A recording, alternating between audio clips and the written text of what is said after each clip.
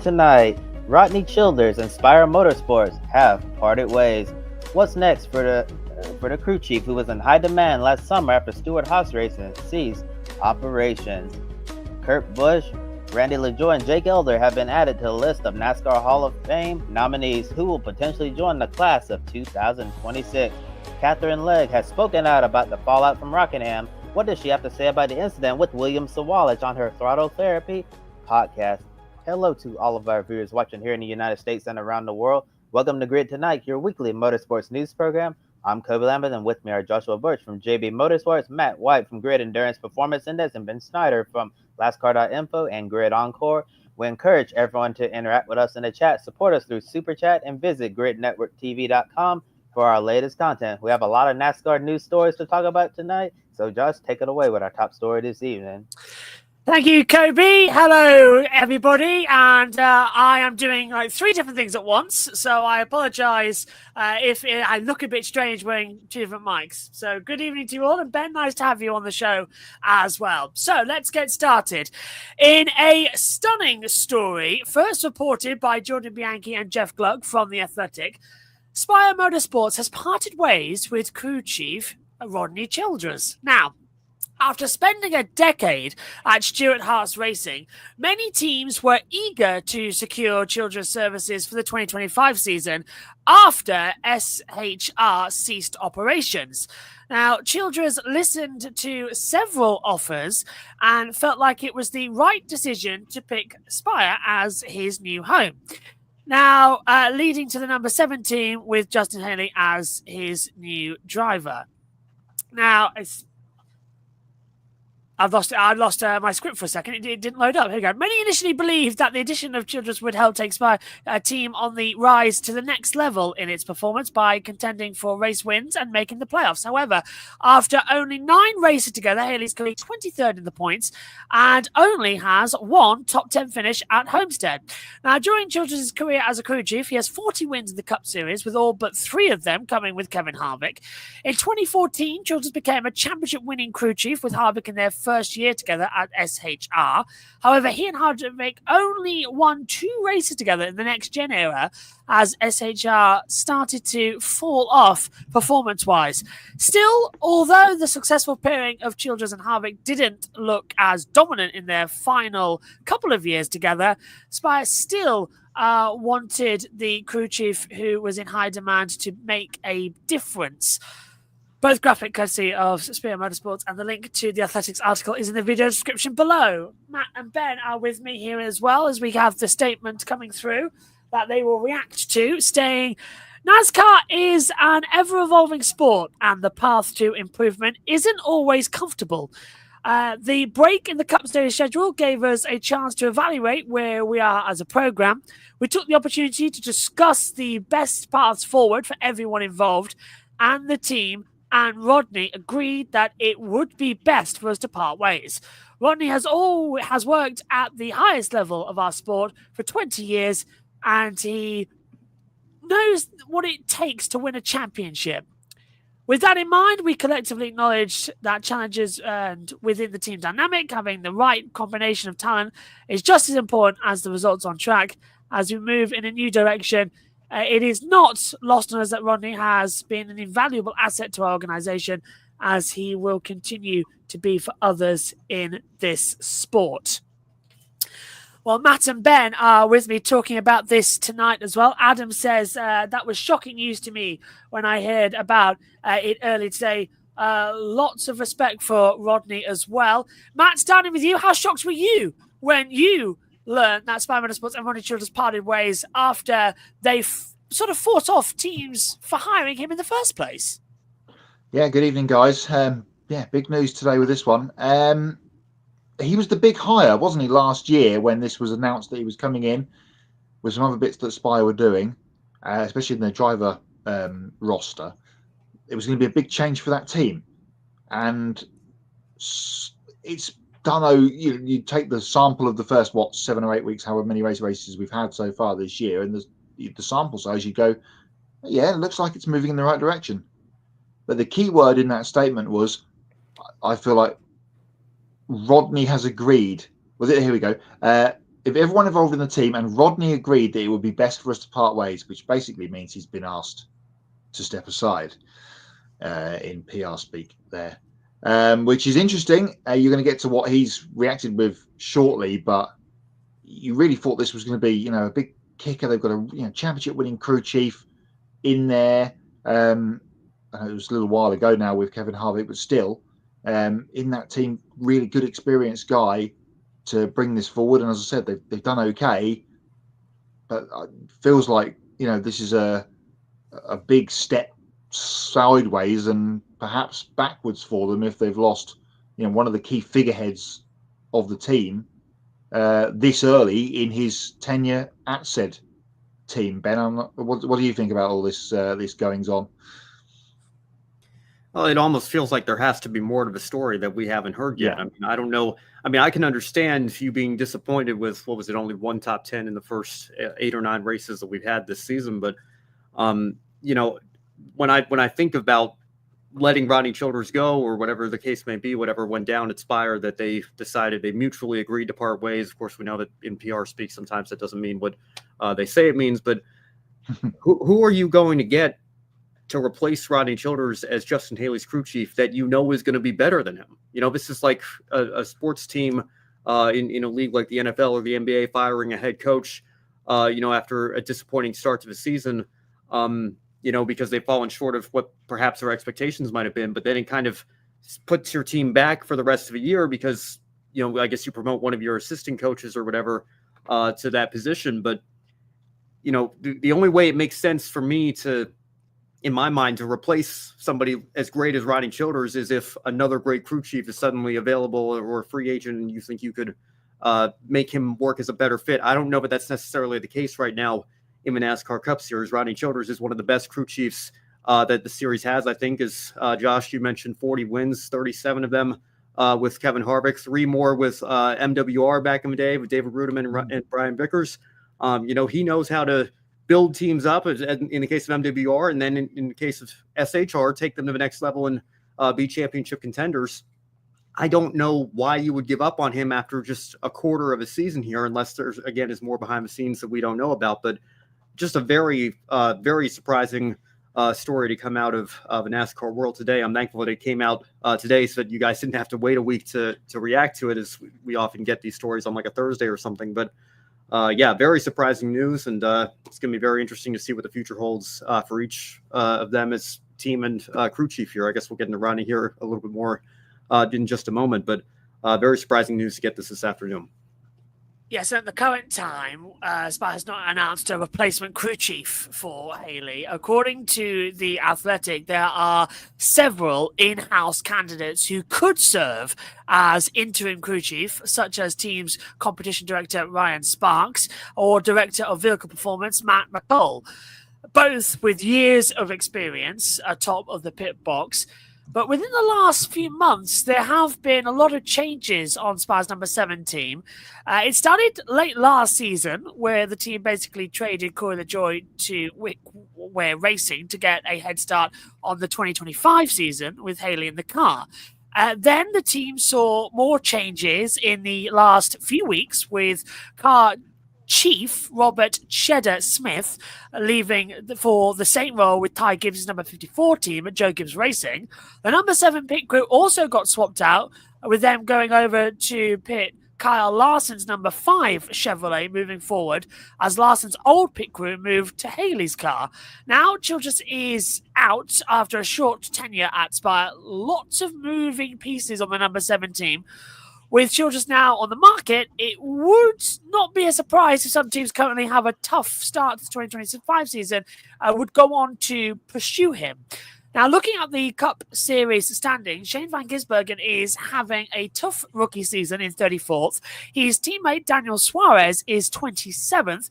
Brad Keselowski has been one of the biggest disappointments so far, 31st in points, while Eric Jones is 30th in his Legacy Motor Club Toyota, while his teammate John Hunter Nemechek is 21st. Maybe some of those teams or others we didn't mention will be in the market for a new crew chief with Childers' experience in hopes of turning their 2025 season around. Rodney has put out a statement saying, "I know this is a shock, but also know that not everything works out perfect all the time. That's how life works. This was just one of those things that just wasn't working for either of us. I appreciate my time at Spire, working with JH and the entire 7 team. We did a lot of good that is yet to be seen, and I wish them the best in the future. Also, I want to say thank you to everyone at Chevrolet, Mr. H, and everyone at Hendrick Motorsports for my time working with them again. It was a pleasure. Thank you to NASCAR, the officials, and most importantly, the fans for your support. For me, I'm going to take a little time, focus on the important things like my family and friends, and honestly just see what the racing world holds for me next. I know the man above will lead me in a direction that is best for me. Love heart emoji from RC as well. Well, Kyle Larson is currently over at the Indy 500 in the test day as well for Hendrick Motorsports with a link up with Aaron McLaren. I can tell you he's doing quite well at the moment in the open test. In fact, I think I'm watching him on the screen right now as Scott Dixon goes through on that runaround. So, Ben, coming to you on this one. Although Childers said that he plans to take some time before deciding what he'll do next, do you think any struggling teams will try to sign him? Also, can the number 17 finally stop the revolving door that's been going on? Yeah, if they're smart, they'll try to sign him, and he won't be unemployed for very long. I don't think that's going to be an issue. Now, if Rodney decides, hey, I need some time away, maybe the Spire experience didn't go so well, and he wants to maybe get to the summer break before he gets back into the grind of a NASCAR Cup Series season, then that certainly would be understandable as well. I guess that's going to be up to him and what he decides that he wants to do. But I would imagine there are certainly any number of teams. We've talked about Trackhouse. One of the biggest disappointments, I think, to start the year. I mean, you look past Ross Chastain, not much unlike what Rodney and Kevin were doing at SHR in those final years that they were together at that team. It's been a very disappointing year so far. I guess Daniel Suarez got that runner-up to Josh Berry, Las Vegas, but aside from that, hasn't been seen much at the top of the field. And obviously, I know Shane Van Gisbergen is still learning the next-gen Cup car on these ovals here, but it's been a very disappointing start to his season as well. Brad Keselowski, obviously a Cup Series champion. We know it's not a lack of talent over there at RFK, and his teammates seem to be performing him much better than he is right now. Maybe there would be an opportunity for him to pull in a veteran crew chief like that. I don't know. I think any number of these teams that you mentioned, Josh, could use somebody like Rodney Childers on top of the pit box here. Matthew Owens says kind of feels like they believed he just doesn't have his arms around the car, but there should be still be a number of teams wanting him. Ty Gibbs, anyone at Trackhouse, or Kyle Busch. Yeah, absolutely. A number of teams looking to turn their seasons around, as Matthew's saying there. In terms of a number 7 team, I mean, again, if you can't hang on to Rodney Childers, then I don't know. It seems to me that this revolving door of people going in and out of this car here and this team at Spire is, I don't know. I mean, I imagine Justin Haley's still going to be the driver, but you look past that. If you can't hang on to a crew chief of Rodney Childers' resume here, for whatever reason again, then I don't know. I think I hesitate to say this a little bit because I know it's only the end of April, but maybe 2025 might be a write-off year where you just continue to try to gather data for 26 and kind of reset there. I don't know. It seems like when you've got this many people going in and out, then it's hard to build that chemistry. And I imagine it's going to get a little bit worse before it gets better for Justin Haley if this keeps going on. Yeah, you make a good point there about writing the season off, perhaps. But it's Talladega this weekend, and Justin Haley could potentially probably be in the conversation during the race on Sunday to pick up a victory with interim caretaker, boss, crew chief, or whatever. To use a football soccer analogy, it's a bit like Manchester United at the moment. They keep going through managers and players, and nothing seems to be getting any better. So maybe it's not the people. It's the higher ups that are perhaps the problem, but we'll see. I mean, if Rodney is going to stick to what he said there in his statement, probably the best time to take it, early summer, have some time with the family, reassess goals, potential opportunities, all that kind of thing.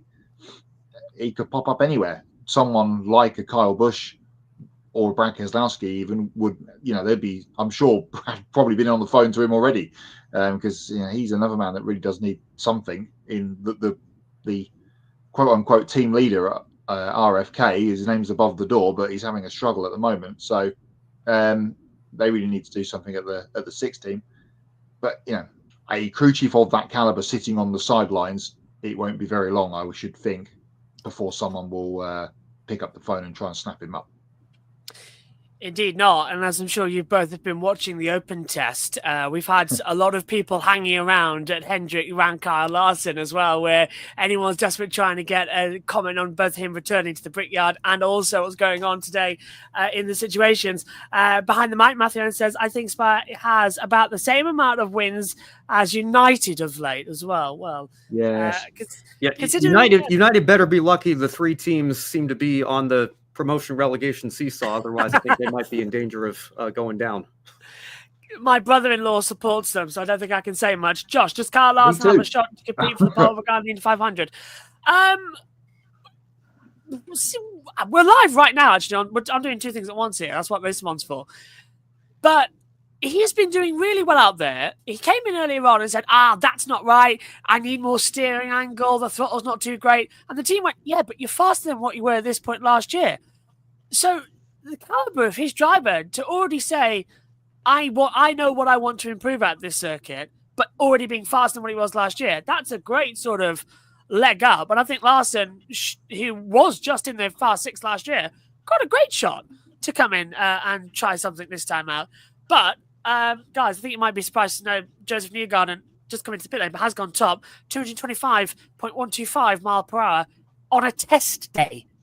These are some serious speed with hybrid we're seeing. They're now doing some race pack runs out there at the moment, as we'll get on to our second story of the evening. So on Monday morning, NASCAR announced the nominees for the Hall of Fame class of 2026. With Carl Edwards and Ricky Rudd recently getting inducted, 2 new nominees have been added to the modern era ballot. That is Kurt Busch and Randy LaJoie. Now, Busch was the 2004 Cup Series champion and became the first driver to win a championship in the playoff era. It was called the Chase, of course, back then. He also won 34 Cup Series races, including the 2017 Daytona 500, and won multiple races in the Xfinity and Truck Series throughout his career. LaJoie, the father of current Cup Series competitor Corey LaJoie, won back-to-back Xfinity Series championships in 1996 and 1997, with 15 career series victories in 350 starts. The older LaJoie, I like how that's been put, was also the 1985 Busch North Series champion, and he's known today for his commitment to safety in motorsports with his business that focuses on building race seats. Busch and LaJoie join returning nominees, of course, of Greg Biffle, Neil Bonnet, Tim Brewer, Jeff Burton, Randy Doughton, Harry Gant, Harry Hyde, and Jack Sprague. Now, both graphics in this section are courtesy of the NASCAR Hall of Fame. Matt's with me on this bit as well. In your opinion, Matt, should Kurt Busch be a lock as a first ballot Hall of Famer? And are you surprised that Randy LaJoie was added to the list? Let's take Kurt Busch first. Lock, I don't know. There's a bit of could go either way, couldn't it? You could look at it one way and go, it absolutely has to go in. Multiple winner, crown jewel wins, champion, longevity as a Cup Series, front runner for all that time. Had some things going on, off the racetrack that may not be on the beneficial side of him perhaps being a lock, if that's taken into consideration. I don't know. But I don't know. Of that list, I think he's probably going to be one of them. There's been a few of these, hasn't there, over the last couple of years, where as soon as someone gets on the list, they just bypass everybody else and go straight in. As we saw with a bit with Carl Edwards last year. So I think probably I don't know what I would do. I think that the vote would probably go with Kurt, but I would like not to see some of these guys that have been on the list for a long time and not gone in yet, or some of the older generation people stay on the list and get forgotten about, if you know what I mean. We can't keep adding the more modern era people like Greg Biffles, like Kurt Busch's, to the list and them going straight in. Randy LaJoie, for what he accomplished over his career across all of the national series, you probably say he is befitting of being on the list. Whether he'll go in, though, I'm probably not sure from what we've got there. But of those two in the question, Josh, I would say it's going to be. I probably wouldn't vote for Kurt Busch, but I think the majority of people that have got a chance to vote probably will. Yes, and if we can take a look at that graphic again, please, we can clarify with Ralph Moody going into the Hall of Fame a few months ago, crew chief Jake Elder has replaced him as a nominee on the Pioneer era ballot. Now, Elder has a resume that includes 3 Cup Series titles and 44 race wins. He earned the nickname Suitcase Jake as well, because he never stayed with one team for a long period of time. But he was still able to find plenty of success regardless of where he went. Elder joins returning nominees, of course, of Ray Hendrick, Banjo Matthews, Larry Phillips, and Bob Welborn. Now, taking a look at the landmark nominees, we get Humphrey Wheeler joins the list. That includes Alvin Hawkins, Lisa France Kennedy, and Dr. Joseph Mattioli. And Les Richer comes in too. Wheeler was the president and general manager at Charlotte Motor Speedway, who was one of the most ambitious and well-known race promoters in NASCAR history. Many people know him best for his work on the 1992 All-Star race, better known as One Hot Night. Wheeler focused on innovative ways to promote races and improve the fan experience at the track. Ben's back with us on this bit as well. So, Ben, which nominee's backstory is the most interesting to you? Suitcase Jake for constantly switching teams and still finding a high level of success, or Wheeler's ambitious personality for pushing forward the first night race on the Superspeedway when everyone thought it was a crazy idea at the time? Yeah, I think they're both very interesting. Side note, if you want my thoughts on the modern era ballot, I know Brandon and I talked about that on the Encore show Monday night, so you can go get my thoughts on that from the clip from that show a couple nights ago there. But in terms of the Pioneer ballot, I said, of course, I will still advocate for Larry Phillips because to Matt's point about Randy LaJoie, I do think we need some lower series weekly racing kind of representation in the Hall of Fame, because I say this every year. It's not the Cup Hall of Fame. It's the NASCAR Hall of Fame. So you have a Randy LaJoie, a 2-time Xfinity Series champion. I think he absolutely is deserving of being on that ballot. And Larry Phillips, I think, has had to compete against some deserving pioneers the last couple of years here. And, maybe that's why he's still on the ballot and waiting for his turn to go in. But, there's some great nominees here on this list still. It's the problem with how we do it now. It's frustrating to only put 3 in per year, because I understand what they were trying to do, make sure at least one pioneer gets in every year, but you limit it to one, then, we have all these names that we think, have Hall of Fame resumes that should be in by now, but we can only put 1 in a year. I think it's a slower process than I would like. I could see a strong case being made for any one of these names, but Jake Elder obviously has a very strong case in his own right. Obviously, multiple championships and race wins totaling up in the mid 40s as a crew chief is a very impressive resume. And I think we need more crew chief representation in the Hall of Fame as well. That's why I was so excited to see Kirk Shelmerdine go in a couple of years ago also.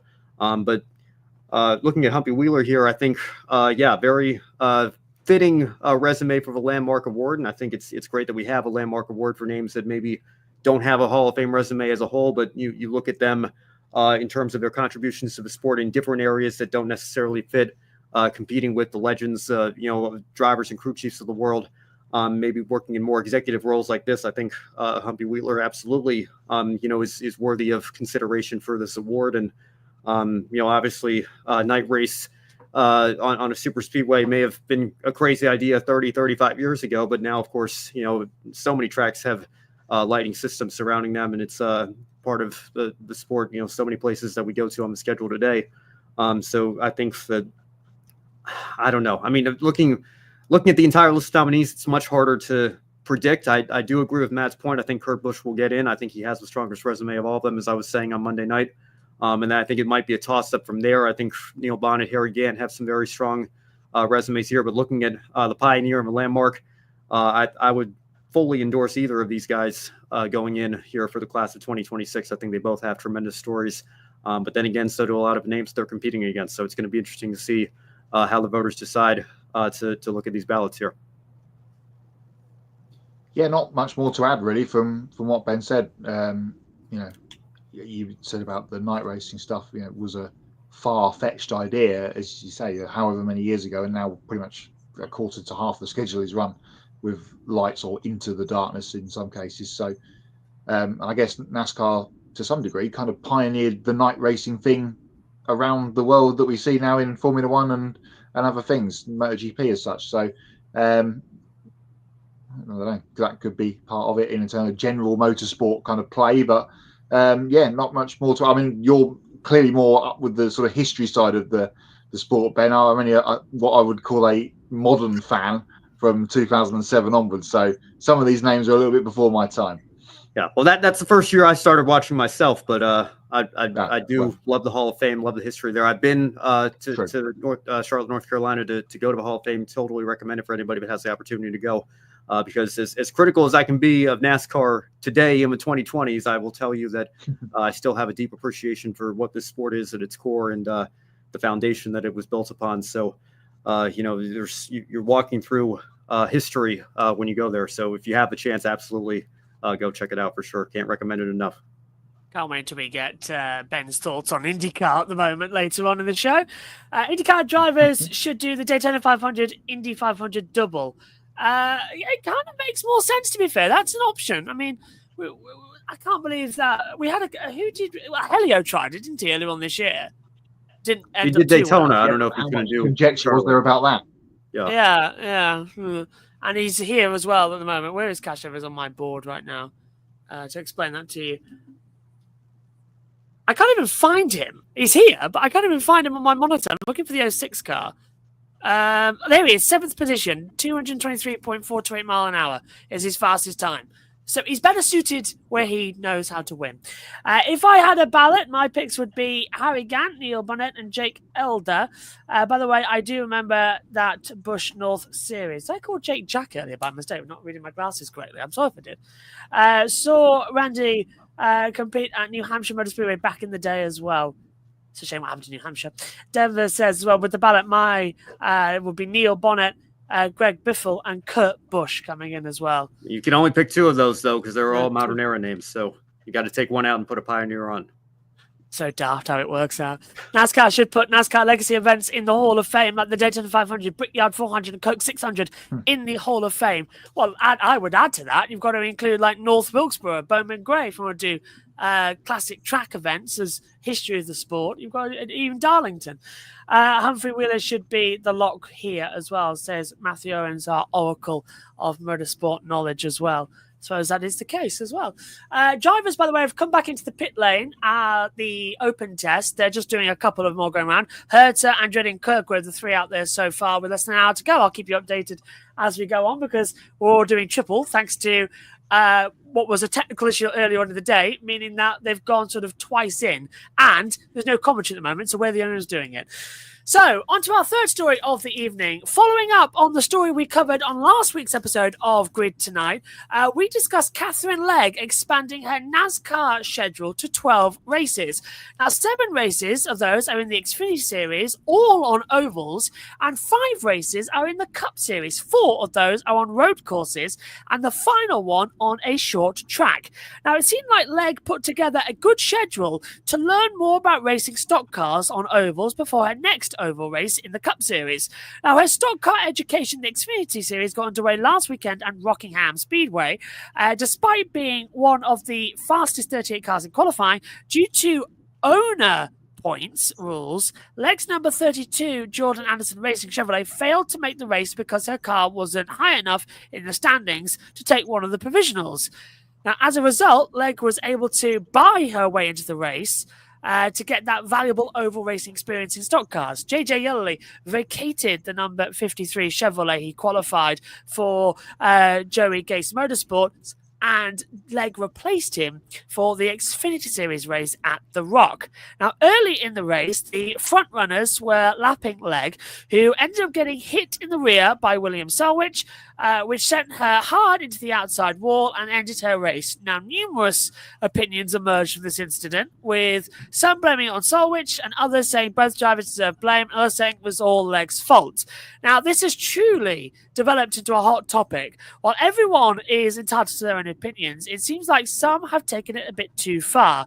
Yesterday morning, Legge responded to the Rockingham fallout on her own Throttle Therapy podcast. The link to this podcast episode is in the video description below. She said she's received a lot of hate mail, death threats, and inappropriate sexual comments directed towards her. Legge emphasized that she's in NASCAR to race and compete, but won't tolerate any threats to her safety and dignity.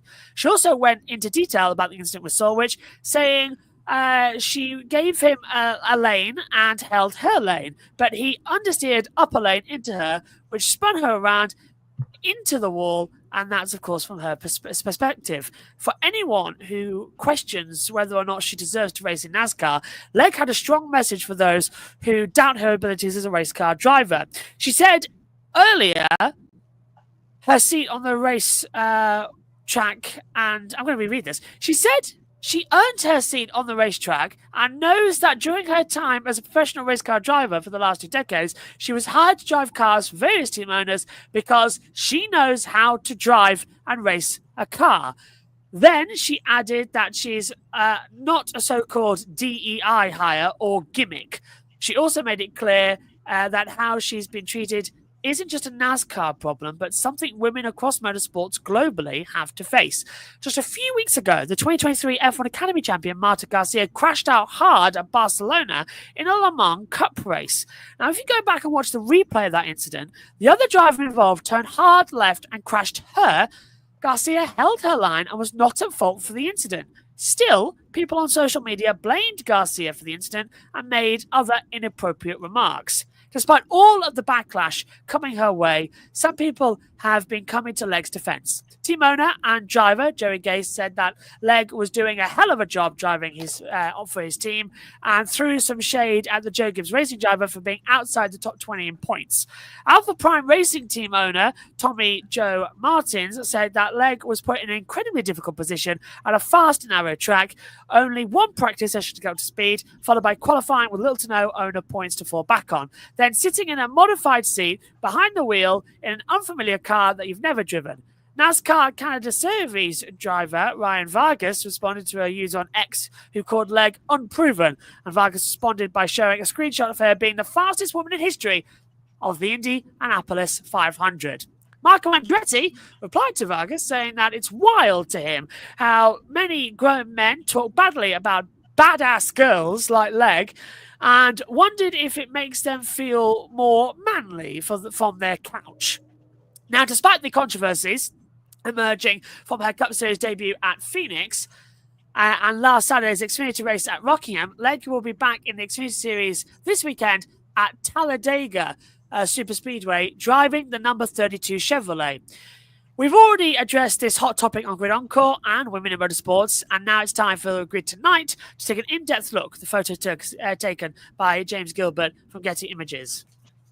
Well, it certainly was a lot of comments in our chat during the race as well.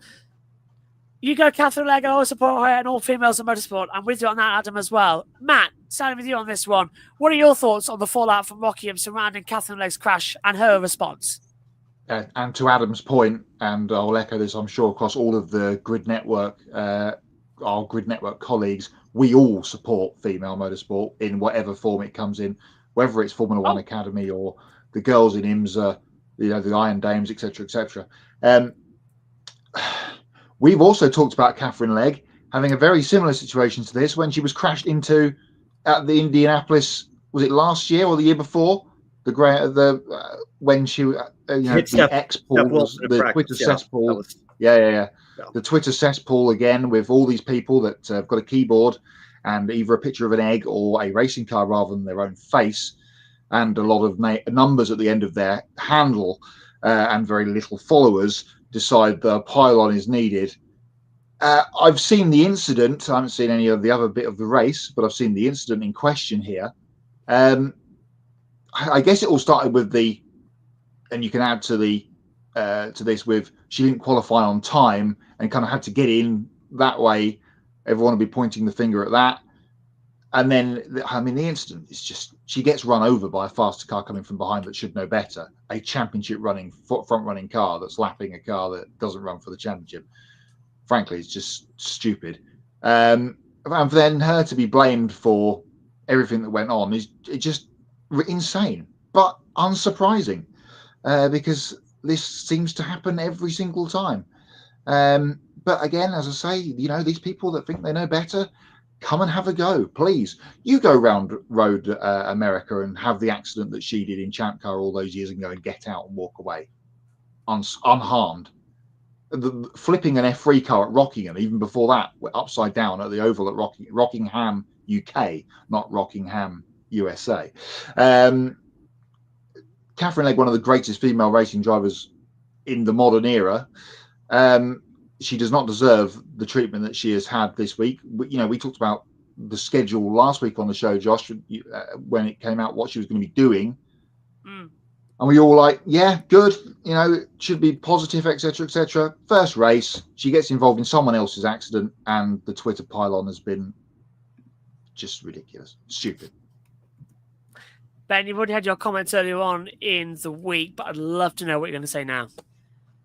Yeah, sure. Yeah, happy to defer to Matt to go first here, because we've talked about it on Encore and Women in Motorsport both earlier this week, but it's been really unfortunate. And like I said, you know, you can't just sit here and pretend like it hasn't. Of course, it's been a miserable experience for her so far, but I think, you know, to Matt's point, and you know, as others have said on social media coming to her defense, it's not all entirely her fault. She does lack stock car experience on an oval, but everybody has to start somewhere. And she's the equipment that she has been in.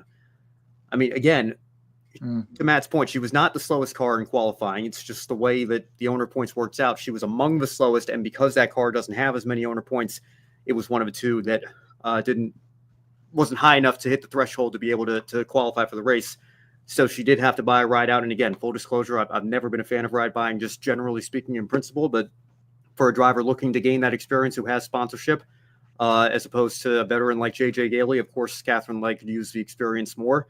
I think it made sense from a business perspective to take that check from Elf or whoever was helping put that deal together and make that happen. In Joey Gase's case, I can't say I blame him too much for it. Denver says, I respect Katherine Legge's driving ability, but NASCAR needs to find her in the ARCA Menard Series or East or West to give her more experience in stock cars, racing ovals on different sizes. Yeah, and again, that's a fair argument. If you believe Katherine Legge is not ready for even the Xfinity Series, let alone the Cup Series, that's fine. You're entitled to your opinion. What you are not entitled to is to spew the hatred and the misogyny that we have seen on social media the last several days. And Matt, to your point about the first name bunch of numbers accounts, I said this after Phoenix. It is 99% of the time, it is somebody with a burner account that does not have that has at best a first name attached to it, followed by 8 random digits of a default. They can't even be bothered to change their default name. Half the time they're probably just creating these accounts so that they can spew off without, you know, revealing what their identity is. But almost all of them are burner accounts that have no identity, no real person behind them. And a lot of times they've paid for X Premium or Twitter Blue or whatever the hell it's called now, so that their replies can be boosted to the top of the tweets that they're replying to, so that they can be most visible for people to see their hatred. And it's so disrespectful. It's so unfortunate. I hate that Katherine Legge, I mean, saying that she's dealing with death threats even is just ridiculous. You know, if you think she's predominantly at fault, I think I disagree with that, but you're entitled to that opinion. But you don't have to go to that length to make your opinion known here. And it's just,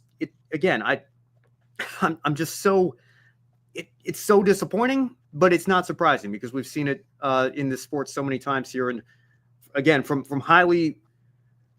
high-ranking people in the sport who should know better. And again, I don't want to say 100%, but I'm 99% sure I know who runs that Couch Racer Shop account that started a lot of this after Phoenix. And it's so childish and so cowardly to get behind your burner account. If you want to be a-hole, I'll keep it G-rated for our audience here, but if you want to be that person, if you want to be that guy, at least say it with your face. At least have be bold enough to put yourself out there and say, yes, I'm going to be, a complete jerk here and have this opinion. But you can't even, I mean, you want to talk about weak, you want to talk about soft, like people saying, oh, you can't criticize Katherine Legge. Look at all these woke soft people who say we can't criticize female racing drivers. First of all, I never said you can't criticize female racing drivers. We're just saying you don't have to attack them personally when incidents like this happen. That's number one. But number two, you can't even say what you want to say with your actual account and a real name and face behind it. So who exactly is the weak, soft person here when we're having these conversations, and put conversations in air quotes, because a lot of times it isn't conversations. You try to have a conversation and reason with these people, and it's just like talking to a brick wall, because they're here to make noise. They're here to spew their garbage and say what they want to say and not actually contribute to the conversation. And Katherine, to her credit, to herself on her own podcast, said, I'm all for constructive criticism. I'm here to learn. I have a lot to learn. But you cannot go to the lengths that we have seen so many people go to the last several weeks here, really throughout her entire experience this season, as she's tried to get back into the stock car racing world. And again, Matt, to your point, people who just do a little bit of research, who would look at her career and her accomplishments, should know better. She does know how to drive a race car. It is a different discipline, and it's going to take some time for her to get up to speed. There is no doubt. But, to look at an incident where Nick Sanchez got by her just fine. I said Monday night, you could maybe make the argument, yeah, okay, maybe she could have been half a lane up higher, made it even easier for William Sawalich, but I don't think William Sawalich is completely blameless here. Yeah, he had a faster car, he was closing in, but he just completely runs into her rear bumper when the driver ahead of him was able to get by her without issue. I find it very difficult to not at least put the majority of the blame on the 18 car in that situation. And then, of course, and this certainly didn't help the hatred that was coming her way. The fact that Casey Kane, an innocent bystander, and I think Brandon said on Monday night, everybody's favorite this weekend with his return, getting caught up in that with some damage as well. Fortunately, he was able to soldier on and finish 14th, I believe. But it's just really unfortunate, disappointing set of circumstances. And to have it happen on the same weekend where that popular F1 YouTuber put out that video that he just titled Women, and making fun of the F1 Academy first round in China. Just a really unfortunate deal that all that happened in such a short period of time. So a frustrating weekend, certainly for women in motorsport all throughout the internet. And to have Katherine Legge have to deal with this crap that she shouldn't have to deal with is just so incredibly disappointing. But again, unfortunately, not surprising. Yeah, careful, Ben. Can Mohammed Ben Salam might be after you there with some $10,000. Go on, Matt. Before you move on, Josh, quickly, I didn't realise that Casey Kane and William Sawalich had so many fans that this would cause them a big problem. Tongue in cheek, obviously. And I'll just throw this statement out and leave it on the floor. No one was talking about DEI hires pre-November last year in any form of any conversation. Next. I agree with that. I'll go with that. Yeah, my opinion's sort of shifted a little bit. Prove me wrong. Well, can't we? My take on that was, to me, Katherine was certainly on the racing line, and she wasn't. She was slow in my book. The car who got past her only just got by her on the low line, and she was slow on the racing line, and there was no time to react. But yes, we did see the 18 shove into the back of her. That wasn't her fault. But I read it as it was sort of a 50-50 in my book. Katherine shouldn't have been on the racing line going as slow as she was. She didn't give enough room. But at the same time, use your eyes and don't really plow into the back. So I read it as a 50-50 after going back at it. But Katherine can't not take any criticism from it as well, because it's early days for her. But in all the races she's done so far this year, she has caused cautions, and multiple of them. So it's kind of it's upsetting, but it's just, you could say the same thing about anybody about that. Bubba Wallace went through a time when he was causing cautions in the race. You can say this about any driver. Just it's just, as you said earlier, people manipulate the facts for their certain point of view. Yes, and it's stupid. And we talked about this on Women in Motorsport as well, backstage just before we started recording. But I feel like women are held to an impossibly high standard in this sport. We see men push the limits or make boneheaded moves and crash and spin out all the time. All the time. Everybody has to, and everybody goes, name me one racing driver that has never had any sort of spin or crash or accident in their careers, right? You can't do it. Because everybody has to learn where that limit is. And sometimes you're going to push past that limit, or sometimes you're going to drive in over your head and make a boneheaded move out on track and ruin your day and somebody else's. But the second a female driver in this sport is not perfect, it gives the trolls ammunition to pounce and say, haha, look at this, women can't drive. And it's I don't know how they put up with it, because I can't even begin to imagine somebody with the social media presence that somebody like Katherine Legge or Marta Garcia has. And again, Marta Garcia, definitely not her fault in that situation. I mean, there's no way you can make that argument there. At least here you could maybe say, well, she should have been a half lane up. And again, that's a fair take, but to use that to spew such garbage, again, it's just it's absolutely terrible. And there's really nothing more that you can say. And when we were doing F1 Academy this past weekend, were we? Yeah. Saudi. Yeah. Just double checking because I wasn't on the broadcast. But I did see on the YouTube comments because I was watching race 2 because I was birthday celebration, so I was with my niece and I was playing with her. She's 18 months old and she's incredibly intelligent. Like, she is so smart. She was building bricks. She's comedic. She's comedy. You know, she was pushing the bricks over that I built. She went, no. She knew how to put 2 to 2s. She was funny. She's smart. She's a smart girl. And I was watching the F1 Academy race on my phone alongside. And I was seeing all these YouTube comments coming from mainly male accounts, and as you said, Ben, nameless accounts, saying about, oh, back to the kitchen, women can't drive, and all this lot. And it was making my blood boil thinking about it. It really was, because I had my little niece right here who was smarter than any baby boy I've seen in the past God knows how many years. And, you know, she's right there, and she's going to get those comments in her lifetime, as every woman will at some point. And I find it horrible and disgusting.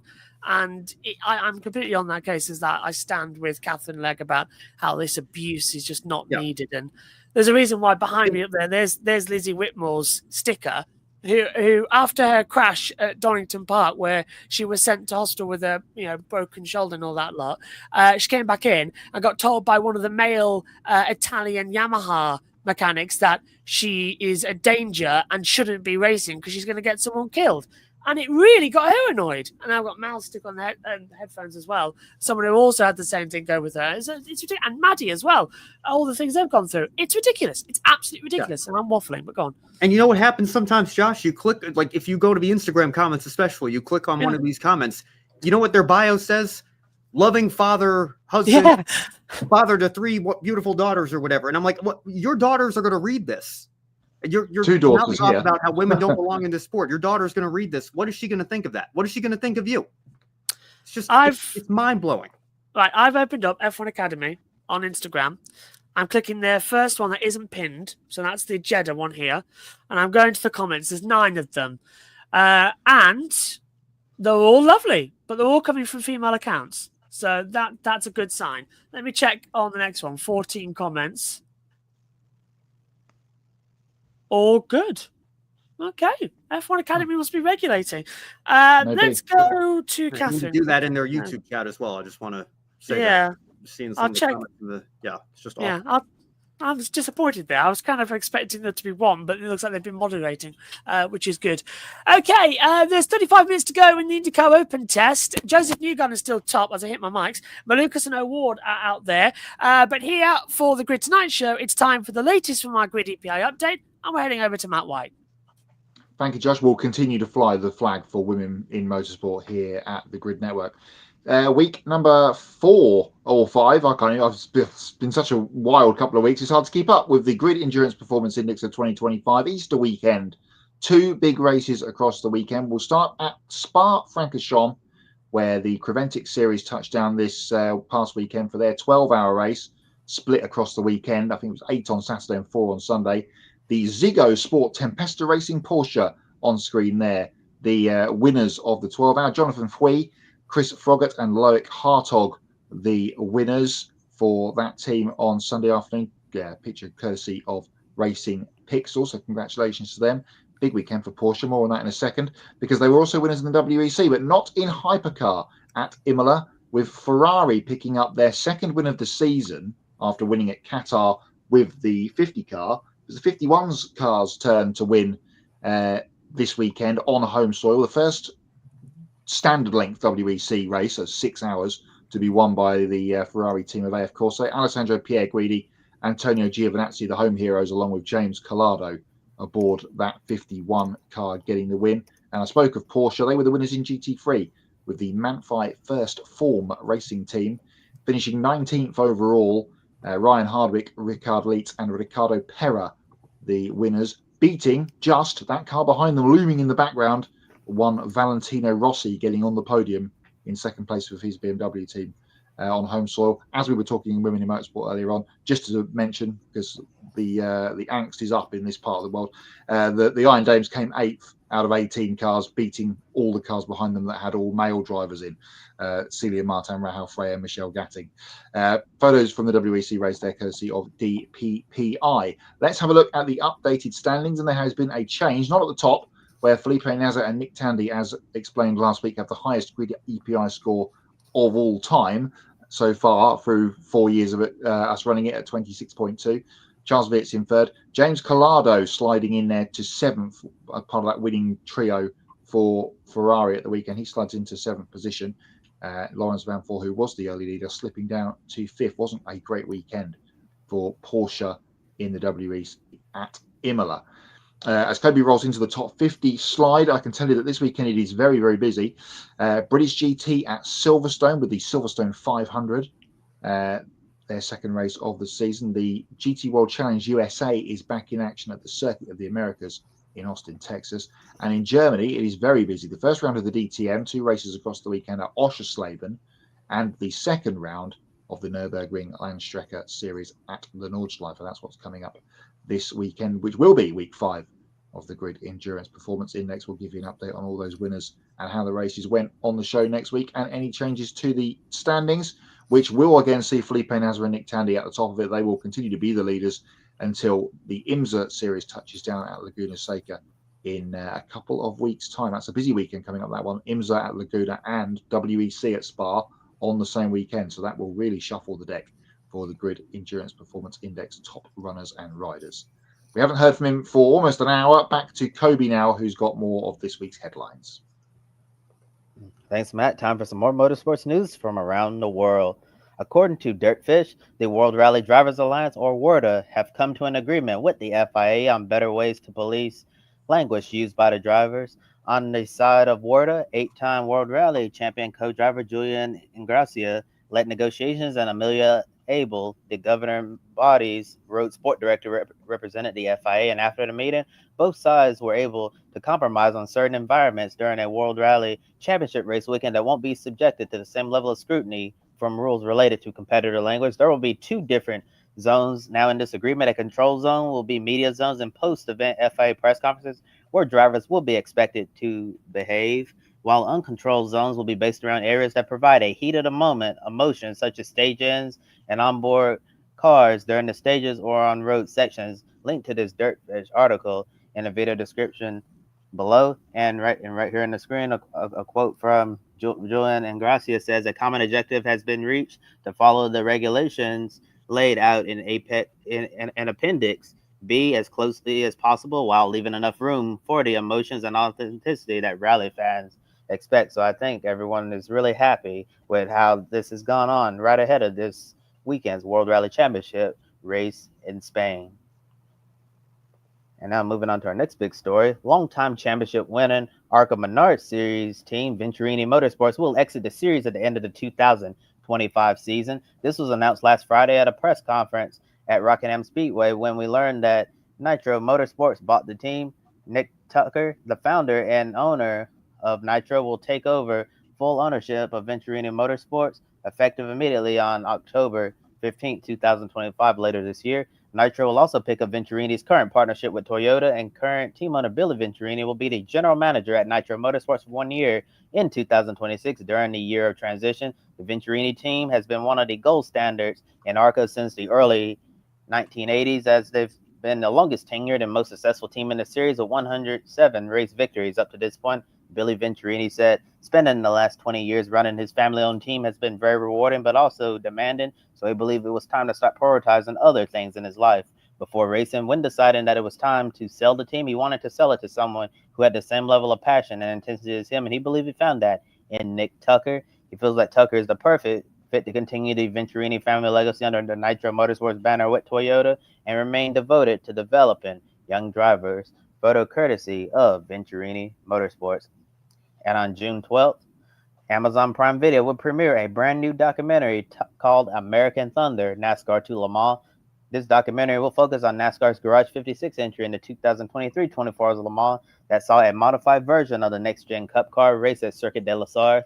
The car was built and developed by one of NASCAR's most successful teams, Hendrick Motorsports. 7-time Cup Series champion Jimmy Johnson, Formula One World Champion Jensen Button, and sports car racing standout Mike Rockenfeller shared this car and achieved the goal of taking NASCAR back to Le Mans. The documentary will highlight the 18-month journey that it took Hendrick to build a stock car designed to race on ovals and turn it into an endurance car that could withstand the grueling demands that come with racing at Le Mans. Graphic courtesy of Prime Video. The FIA approved GM Performance Power Units as an engine supplier beginning with the 2029 Formula One season. This will be the Cadillac F1 team's engine supplier. And right here you see on the screen, it says that GM Performance Power Units, a company formed by TWG Motorsports and General Motors to build powertrains for the Cadillac Formula One team, has officially been approved by the FIA as a power unit supplier for the FIA Formula One World Championship starting in 2029.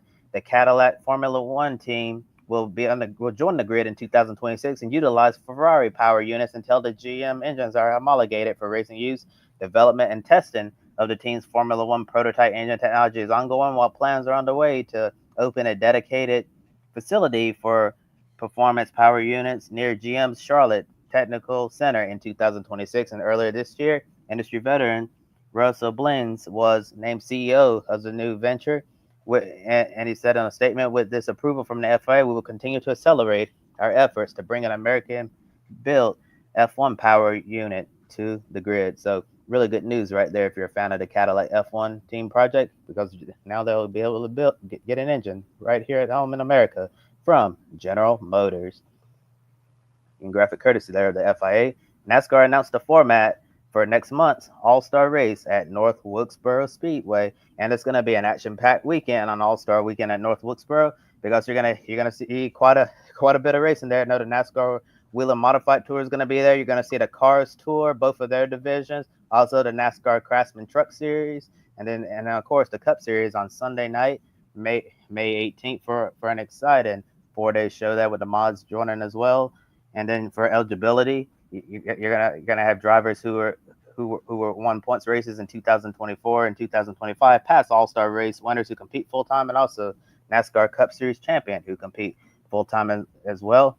And right there on the left side of your screen, you can read through the All-Star / Open qualifying format, and then the Pit Crew Challenge is back as well. And then looking on the right side of your screen for Saturday, we're gonna have our 2 All-Star heat races, and they're gonna be 2 heats, 60 laps apiece. All laps are gonna count. Overtime rules in effect, but you only get 1 attempt there. And then the results of Heat 1 are gonna establish the inside row for the All-Star race, and then the results of Heat 2 gonna establish the outside row. And then the All-Star Open on Sunday, May 18th, earlier in the night, that's gonna be 100 laps long. All laps are count. You can still get 1 attempt at overtime. And then around lap 40 of that 100 lap All-Star Open, you're gonna get a competition break, competition caution there. And then the top 2 finishers from the All-Star Open is going to transfer into the All-Star race itself. And then, as tradition, we're going to see 1 driver win the fan vote as well to get into the All-Star race. And then something that's new compared to last year, we're going to have a little bit more racing at North Wilkesboro, with the event becoming a 250-lap event. All laps are count, and then overtime rules in effect. There's going to be a competition break at or around lap 100. And then something new that they're adding this year is an optional promoter's caution, which must be executed prior to lap 220. And if the promoter's caution has not been executed, a natural caution will occur after lap 200. The optional caution will no longer be in play after that. And then one last thing that they're adding to All-Star race weekend is the NASCAR Manufacturer Showdown, giving Chevrolet, Ford, and Toyota something else to race for, as all the manufacturers will be equally represented. And the rules are as follows: the members per team will be determined by the least represented manufacturer, and an equal number of drivers from the other two manufacturers will be selected based on their final all-star grid starting positions. Teams will be scored against each other and not by their overall all-star finish. The lowest combined total of finishing positions will be the winning manufacturer, and in the event of a tie, the single best overall finishing position will determine the winner of the NASCAR Manufacturer Showdown between Chevrolet, Ford, and Toyota. Those three graphics courtesy of NASCAR. And with that said, I'm going to turn over to Matt for this week's Pick a Winner. Thank you, Kobe. Another busy week of Pick a Winner coming your way. No graphics on screen, but I have got them on my phone. I can tell you that Matt B is still the leader, but I've chipped away. He's now got 1 point over the rest of the field, and there is 6 points separating the top six, which is Matt B, myself, Tanner, Kobe in fourth place, Josh T fifth, and Adam Lemmery's in sixth position. So plenty of closeness going on in Pick a Winner. 4 points up for grabs this weekend. We're going to perhaps try and pick two winners right now on the show, because the WRC is back this weekend after its little break post Kenya, and they have got a brand new event for the World Rally Championship. It's not a new event all round, but it is for the WRC. They're on the island of Canaries this weekend for the new Spanish round. It's been a round of the European Championship for the last few years, so a completely brand new event for everybody. I am going to go with the man that has not been off the podium on a tarmac event for over a year, which is the man that's got the hot hand in the championship as well. And he goes in with the hot hand on tarmac for the first proper tarmac event of the year after Monte Carlo at the start of the year. And that's Elvin Evans. He's my pick for this weekend. That's certainly a good pick, Matt, but I'm going to go with one of the part-timers who drops in, and most of the time he ends up winning these things. Sometimes he doesn't, but I feel really good about picking Sebastian Ogier to get it done this weekend on the Canary Islands. Who you have, Ben?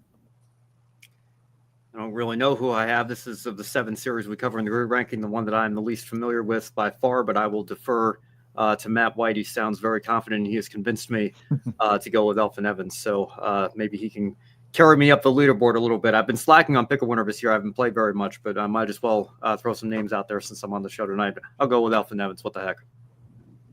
And if he retires on stage one, then point your fingers at Ben and myself. MotoGP back as well, and it's the first European race of the season this weekend, the traditional European race kickoff, really, the Spanish Grand Prix, the proper Spanish Grand Prix at Jerez.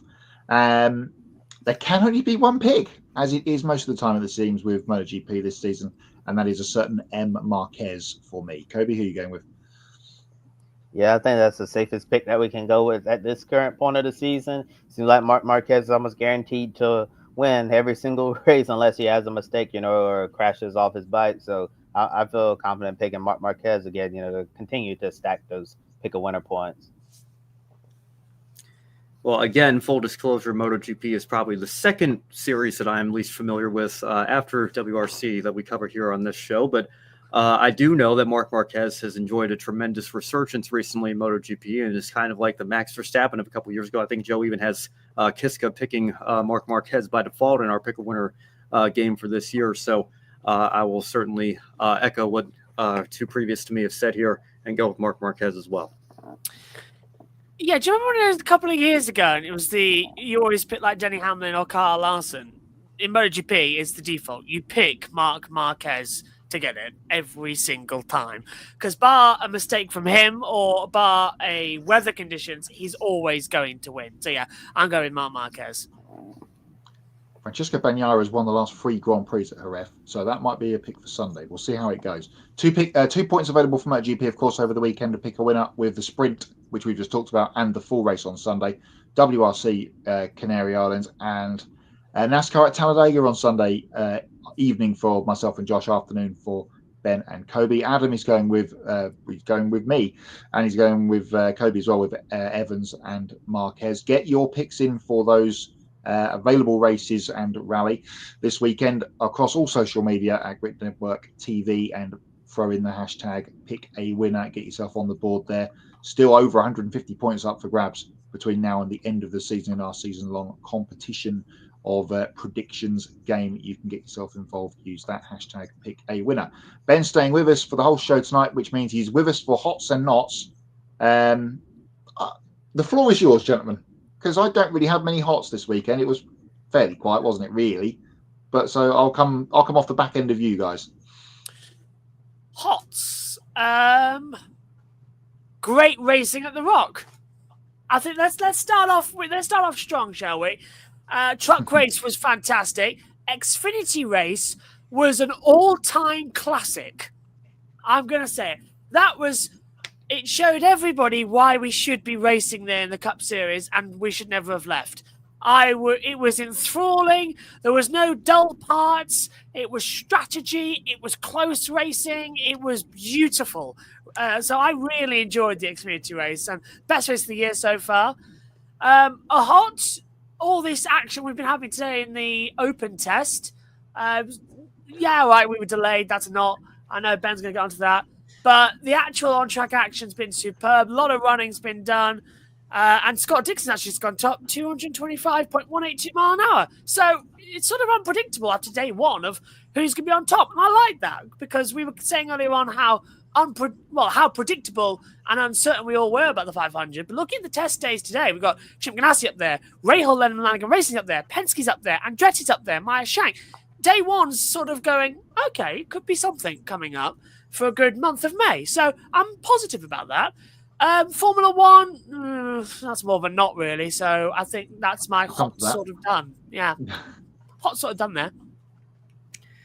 Yeah, I'm glad you brought up the Rock. Certainly a successful weekend and worthy of being mentioned in the hot segment. Like Matt, I don't have too many hots that I can think of off the top of my head. I will say a hot for me, I've got the push notification right before we came on the air. Dale Earnhardt Jr., I feel like Snoop Dogg, right? This fill in the blank, don't miss. His podcast simply does not miss. I did not think we were going to get Rick Allen to open up about what exactly went down at NBC last year for at least a couple of more years here. But it's only been a few months, and he's evidently come on to the Dale Jr. download to share his side of the story. And I'm going to say, as soon as I get off of this show here, I know exactly what I'm listening to tonight. I cannot wait to hear what he has to say about that. So kudos to Dale Earnhardt Jr. for getting that interview. And I will say, again, full disclosure, haven't listened to it yet, but as much as I was not a fan of Rick in the booth as a play-by-play man, I do think he has a fantastic voice, just absolutely booming voice that I think fits what he did the first couple of weekends this year, public address. I think there's absolutely a place for him in this sport in some sort of broadcasting area here. And if he's out of a job entirely, I think that is a shame. Again, as much as I preferred Lee Diffie coming in to do the last handful of races last season, I think NBC made a good call there for their Cup Series booth. But I do think it would be unfortunate if Rick is completely on the sidelines for an extended period of time here. So again, very, very intrigued and excited to see what was said in that interview. Looking forward to that later tonight. I was supposed to be going to bed after this. I've literally got it ready now to download. That's certainly hot, but it's also a not for me because I've already got 300 podcasts in my episodes queue on Spotify. So that's going to add to that, and it's going to put me back even further. So that'll be listened to tomorrow. Sorry, do you want a hot? Yeah, go. Anthony Hamilton. Did I mention on the show last week that I shook his hand and everything? He's going to be there this weekend, and I've been given the nod and the wink that someone else might be there of a certain world champion 7 times over might be there. So I'm on the hunt, and I will stick a microphone where the sun doesn't shine and try and get an interview and see what his thoughts are, A, on Ferrari, B, on Formula 1 at the moment, and C, what he thinks of his fantastic brother racing again. So I'm going to try my best this weekend. Apart from that, I guess a preemptive hot is that Touring Cars is back this weekend. Yeah. And for you American fans, you'll be able to watch it for free on the new Racer Network, which was MAV TV. That was announced this week. It's free everywhere else around the globe on YouTube, but it's going to be on the Racer Network in the States. Adam also saying returning to Rockingham hot, absolutely loved it. I think my only Saudi-related hot was Isaac Hadjar getting another point in the Racing Bowl. Yeah, that was good race actually from Isaac.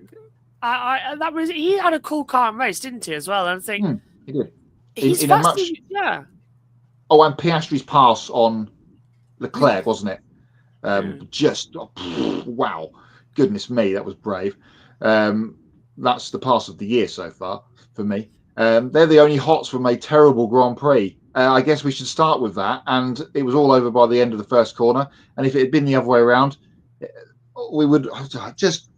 No one's talking about Max's terrible getaway because he then cocked up again in the first corner. And all of the stuff that's been said, and the photo, Christian with his piece of paper and his picture going, look, he was in front.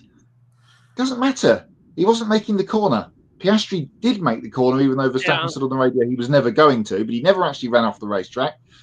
And all of that basically dominoed effect back.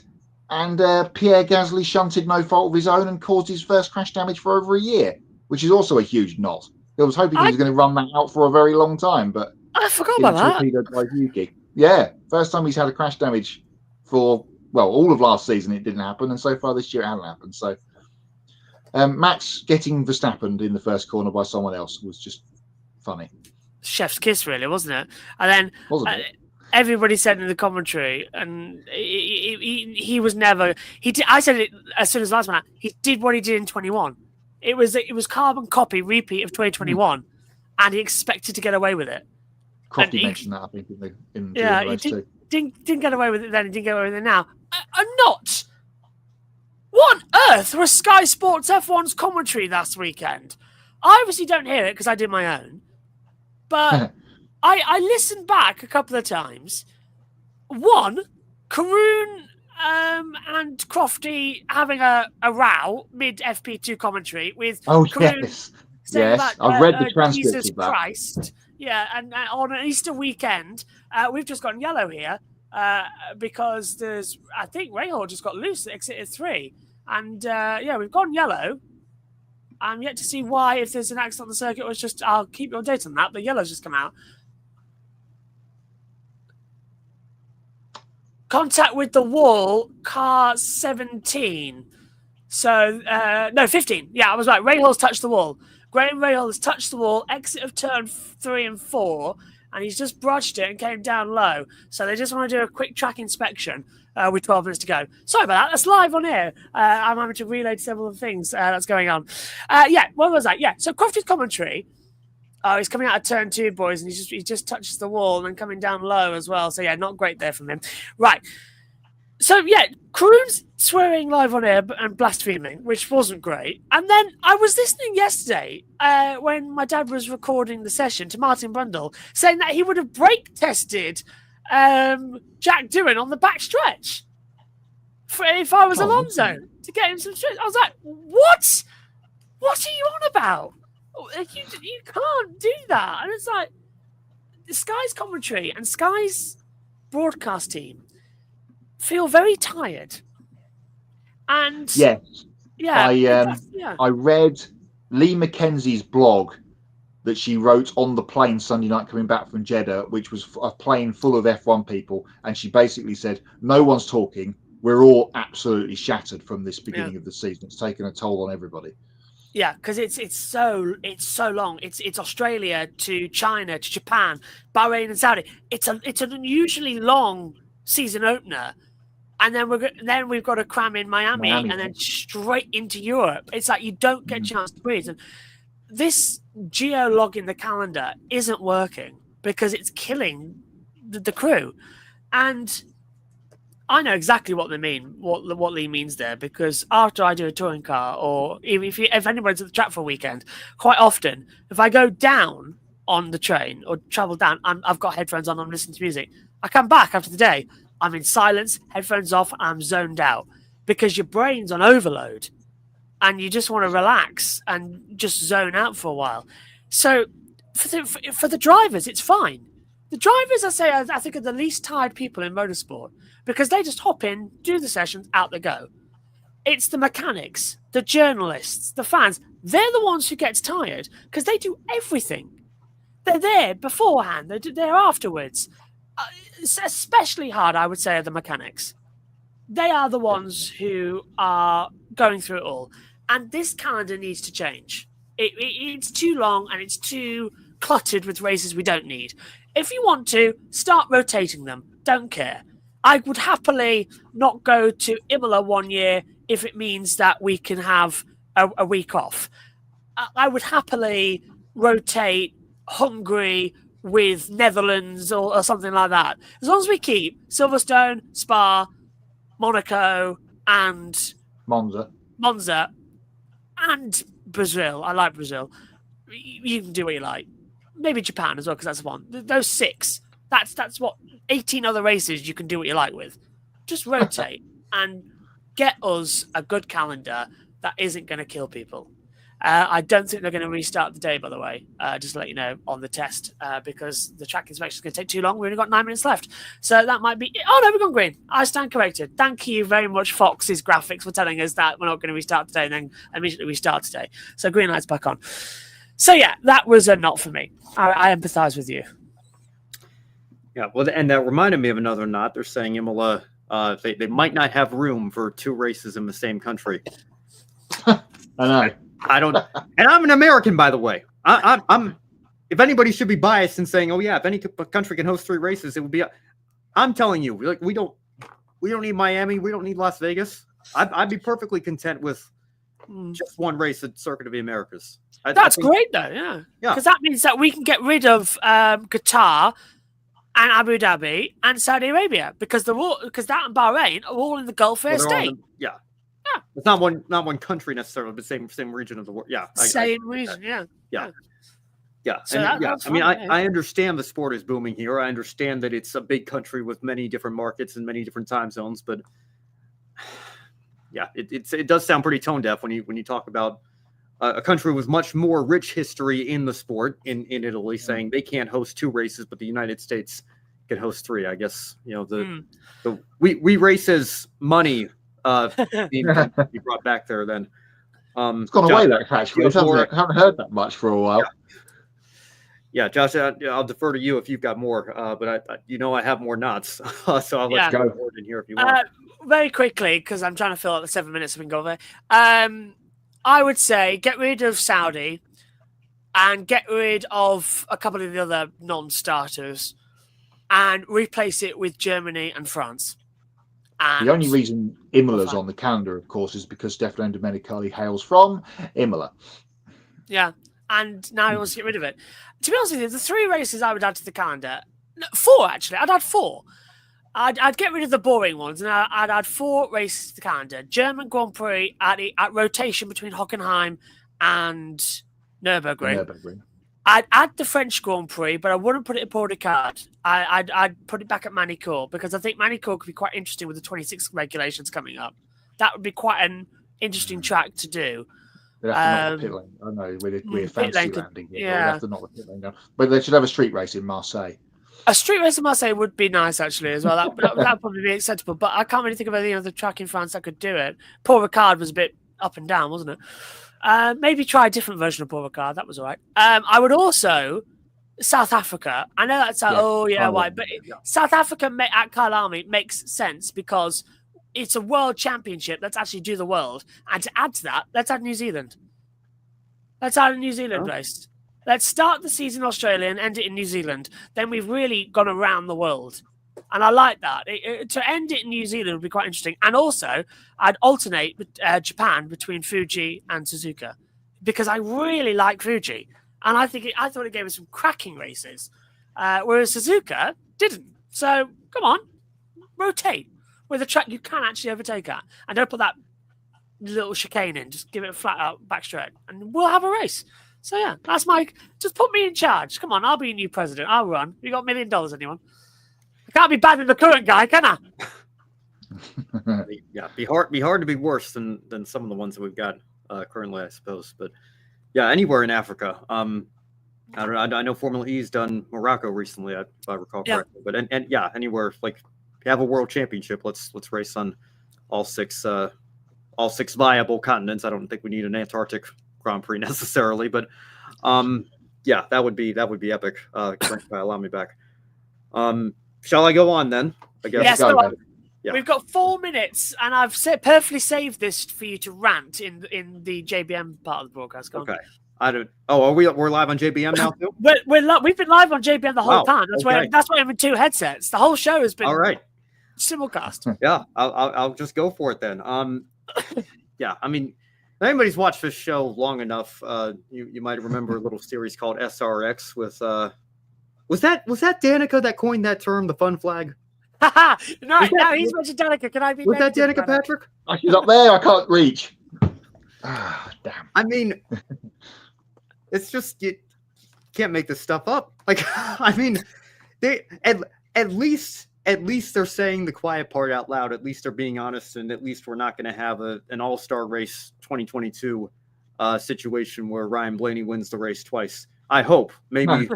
Yeah, we'll see if they can prove me wrong here. But yeah, I go back to what Carl Edwards said brilliantly in that presser in Daytona, whenever that was, 2011, 2012, I think. Bruton Smith was throwing out the idea of mandatory cautions, and he said the only reason that another flag should come out after the green one before the checkered one, like a yellow one or a red one, is if there is a safety condition on the racetrack that prevents green flag racing. If you start, and I know it's an exhibition race with segments, so at least they're not doing this, for Cup Series points paying races, but it becomes multiple races when you have a guy in a tower literally at his or her discretion, I guess, saying, okay, they're getting thrown out. We're going to throw a caution. I don't know, man. I mean, I'd love to hear what Pete Pistone has to say about this, because he was going off years ago about how stage cautions aren't manufactured drama.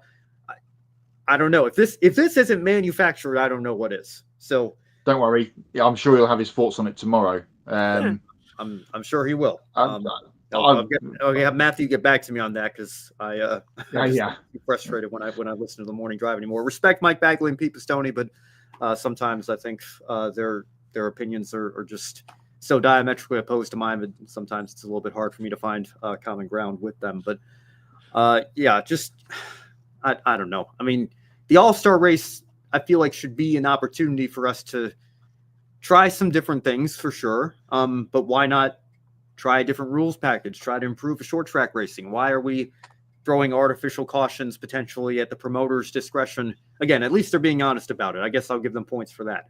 But that's my first big nod of the day. Second big nod of the day, do we even know what the issue was? Why was I seeing tweets from IndyCar media 90 minutes into the session saying, hey, you and me, we all are tied for the fastest lap today so far in the open test, because nobody set a lap yet.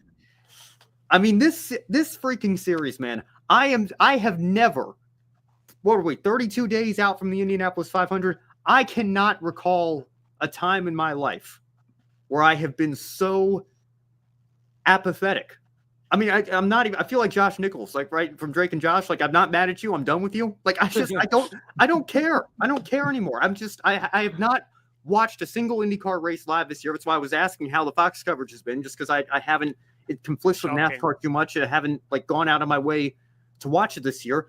And I don't even know if the Indianapolis 500 was tomorrow. Maybe I'll feel differently a month from now. I don't know. But if it was tomorrow, I would not be super excited. There would be no hype. I'm just speaking for myself here. But when you have a series that has put team owners into a box with this charter system now, Ganassi having to go down from 5 cars to 3, and we know how well the charter system has worked in NASCAR, right? There's certainly no lawsuit or controversy going on over there. You have constant hybrid issues with this new engine package that they've introduced. Two today. Yeah. It had to delay it last year because Alexander Rossi was saying if we brought it to St. Pete, only 4 cars would finish. You still had issues when you brought it in mid-season. Now you're bringing it in the Indianapolis 500. There's no guarantee, but it's going to run smoothly here. You've got a chassis that I know they rebranded as the IR18 or whatever. They went through different aero kits. It is still basically the DW12 from 13, 14 years ago now. You haven't brought us a new car. Your TV ratings have been absolutely abysmal, and I can't even say I'm surprised. I was bracing for under 500,000 for Long Beach, supposedly your second biggest race of the year, and I had a friend telling me, well, I think Long Beach will get a bump because of that.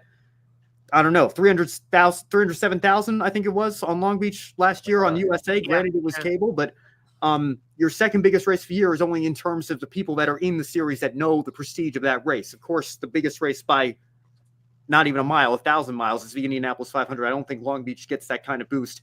And you saw it up against NASCAR on Fox and up against the Masters this week. Just abysmal TV ratings, despite being on Fox with Fox pushing it during the Super Bowl. I know Gronk is going to be there. The Snake Pit this year, I think that's not surprising to anybody. We'll see if that brings any sort of boost for the 500 ratings. But your ratings for every other race are absolutely dreadful. You had the technical issues today, like you mentioned, Josh, not only with the cars or the hybrids, but obviously whatever was going on at the Speedway that delayed the session into just wrapping up now. And then I haven't even brought up Save the Freedom 100. Where's the Freedom 100? I understand not having the Freedom 100 in 2020, but why have we not brought that back yet? How are Indy Next drivers being prepared for the Indianapolis 500 when you're not having that race anymore? You keep saying we need to add more. Just a minute, Matt, because I've got more. I'm not done. There's still more. You keep promising more ovals. You have Roger Penske. How many times have we heard him say we need more ovals? We need to get. I know they brought Milwaukee and Nashville back, but when you also remove Texas, I don't understand how we can continue to have this conversation year after year and actually expect more ovals to eventually be implemented. You keep teasing a third engine supplier. I don't know. It sounds to me like we've been getting these rumors about Honda. You might just have to hang on to your second engine supplier before you talk about adding a third. And you have an absolutely terrible schedule. 3 weeks between races to start the year consecutively for your first 4 races of a season. One of those races is in the month of May itself. Why are we having an open test and then going all the way down to, I don't even know, is it Barber on May? Barber, yeah. 10 days. So that's brilliant scheduling right there.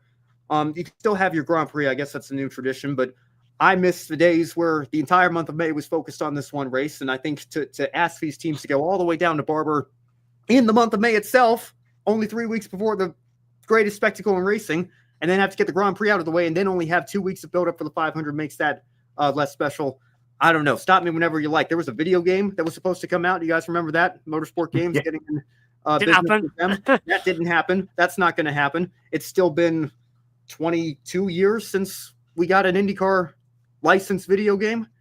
How do you want to market your series to the young generation? You want to compete with Formula One. Again, I don't even think I've hit everything here. But I'm so at such a point with this series that I can't even, I don't have the energy to get mad anymore. I'm just exhausted and I don't care. I'm sorry.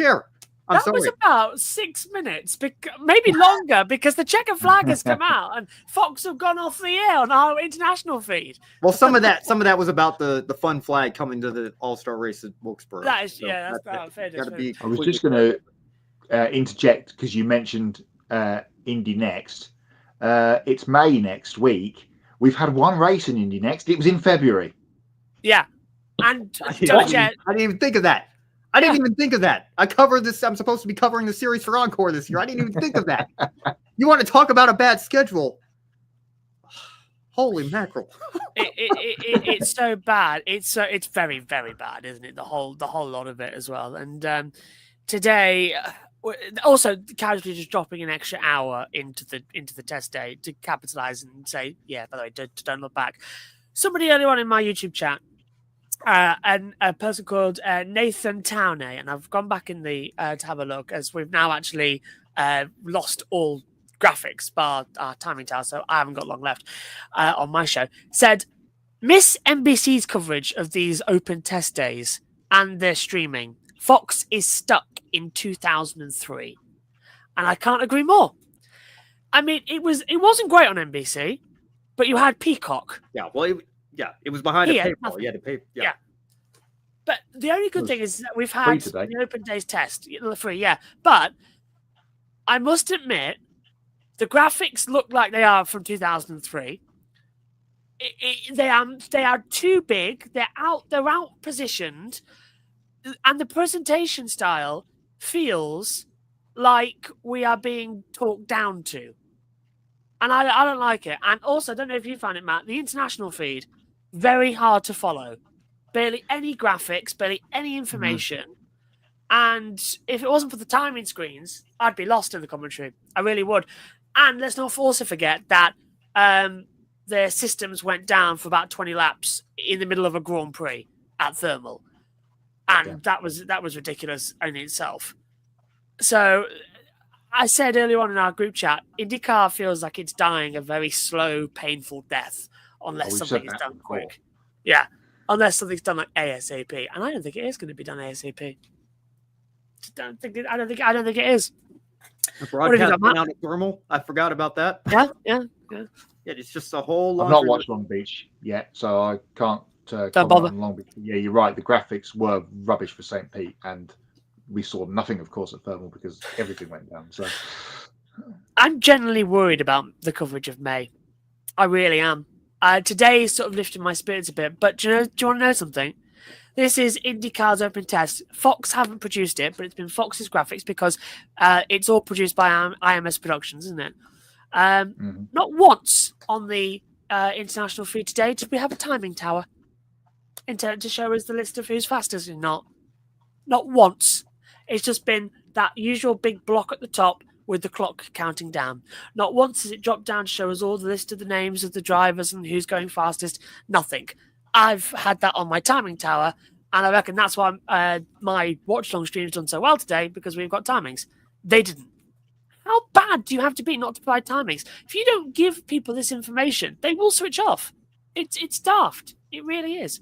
Have you got anything else to add to both of you before we sign off?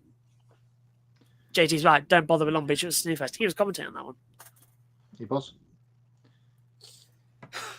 I would go for an Antarctic Grand Prix. It'd be warm with the current state of the world.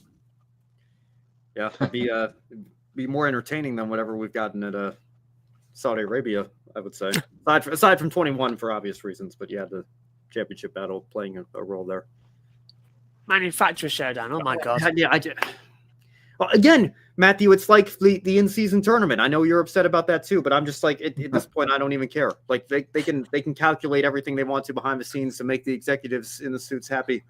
My straw that broke the camel's back happened a long time ago. I'd rather the in-season tournament than the playoffs and stage racing, which actually factor in how we crown a champion. You can have your goofy little $1 million bonus in the middle of the summer. I don't care at this point. It's just so far gone. Ben, Matt, you done? Yeah. Cool. Okay. Just want to wrap that up before we go into a whole new hole of broadcasts. So, taking a look at our upcoming schedule here on Grid Network. Thursday night, Grid Live pre-race show. That's previewing the NASCAR weekend.